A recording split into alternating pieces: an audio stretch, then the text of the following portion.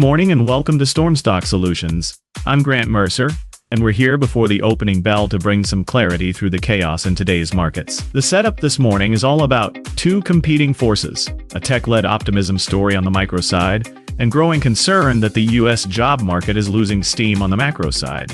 Let's start with that big-picture driver. According to reporting from MarketWatch's Jeffrey Bartash, the U.S. labor market looks like it's stalling out. The economy is barely adding jobs, and there's even a question of whether we might be quietly losing them underneath the revisions. Why does that matter for stocks today? Because a weakening job market puts more pressure on the Federal Reserve to consider cutting rates again. If traders believe the Fed will move more aggressively to support growth, that can be a tailwind for rate-sensitive areas like growth tech, small caps, and parts of consumer discretionary. But it also raises the question of what kind of slowdown the market is actually pricing in. So coming into the open, watch how futures trade against that narrative. Softer jobs, higher odds of rate cuts, but also higher anxiety about the underlying economy. Now, on the opportunity side, the single biggest story on the tape is Meta. MarketWatch's Christine G reports that Meta is planning to slash its metaverse budget by as much as 30%, essentially turning down the dial on what some investors viewed as a black hole of spending. That move has already ignited a strong rally in the stock, and traders are asking whether this is just the first leg of a re-rating as Meta repositions around AI and more disciplined capital allocation. Professionals will be watching Meta's preg-market action, and importantly, the reading through to other big-cap tech names. Does Wall Street reward any large platform that reins in speculative projects and focuses on near-term returns? Or is this seen as a Meta-specific cleanup trade? Either way, the tone out of mega-cap tech looks constructive to start the day. Staying in the growth universe, there's another name on radar in the chip space. MarketWatch highlights Applied Materials as a top semiconductor pick at TD Cowen, not because it's the flashiest AI name, but because it could benefit from what they call unprecedented momentum across both DRAM and leading-edge foundry spending cycles. That's the kind of under-the-hood story traders like to see in a cyclical group, a company that participates in multiple upcycles at once. Into the open, semis and semiconductor equipment are likely to be areas of strength traders are watching closely, especially if yields drift lower on that weaker jobs narrative.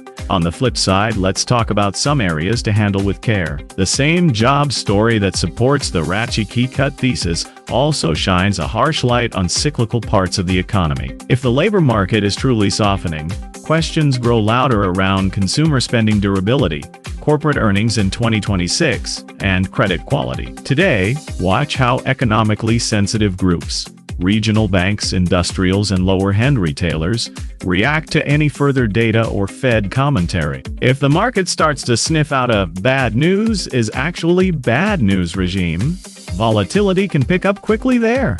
We're also seeing some cracks in what had been one of the market's darlings on the consumer side. MarketWatch's Tommy Kilgore notes that Costco stock has turned negative for the year as U.S. sales growth decelerates. Comps are still rising, but at a slower pace than the prior month. Traders may treat that as an early sign that even higher-end membership-driven retail is not completely immune to a more cautious consumer.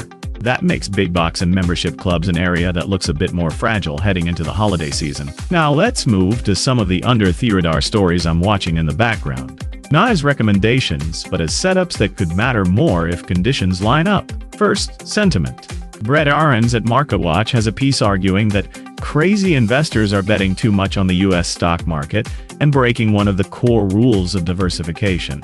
That's not a trade idea, but it is a mood check. When positioning gets 1AG-sided, even small disappointments can trigger outsized swings. Pros will be watching for any signs that crowded trades, think U.S. large-cap growth, big AI winners, start to wobble if the macro data or earnings headlines don't cooperate. Second, media and streaming. Reporting from Lucas Alpert suggests that even Paramount now believes Netflix is winning the bidding war for Warner Bros. Discovery, and Paramount is calling the process unfair.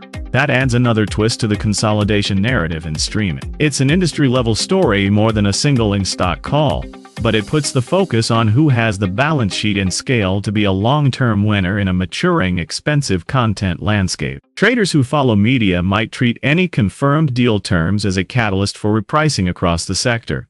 we've also got consumer-related sleepers in the background. Stories around Wegovy's wildly different and confusing prices, highlighted by Jamie Lee, keep the spotlight on weight loss drugs, pricing power, and health insurers' cost structures. Meanwhile, coverage of potential tax planning opportunities and larger refunds into next year shows the household balance sheet story isn't just about inflation. Policy changes and financial planning could shift disposable income dynamics at the margin. Those are slow burn themes, but they can influence which parts of healthcare and retail see better or worse demand over time. As we head into the open, the checklist is straightforward. Watch whether the weaker jobs, more are cut story supports growth tech and semis, whether Meta's renewed spending discipline continues to lift mega-cap sentiment, and whether any new data points confirm or challenge the idea of a slowing but not yet contracting U.S. economy. I'll be back with intraday updates once the market is underway to track how these themes actually play out on the tape. Remember, this is information and education, not personalized financial advice. As always, I'll be here to keep clarity through the chaos of these markets.